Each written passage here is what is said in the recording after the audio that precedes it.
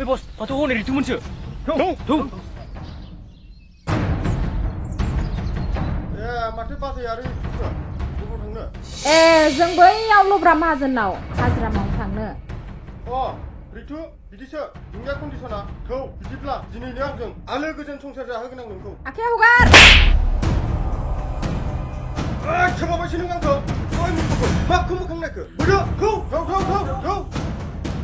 हगार खुन्दाखौ हगार हगार हगार अबाव लांनो नागिरदों जोंखौ हगार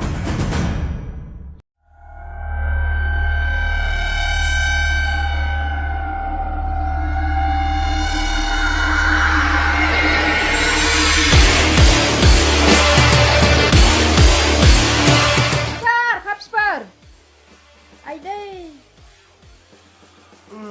बहा गुरो नोंलाय दिनै सना हगार गुन्दाफोर जोंखौ मा खालामनो सानदों मा खालामनोल' सना नोंखौ दिनै जिफ्ले होजोबगोन आङो ओइ मोसौ दामग्राफोर नोंसोर बिसोरखौ मा खालामदों हगार जल्दि बिसोरखौ सोर नोङो मुर्ख थिफुलार लानो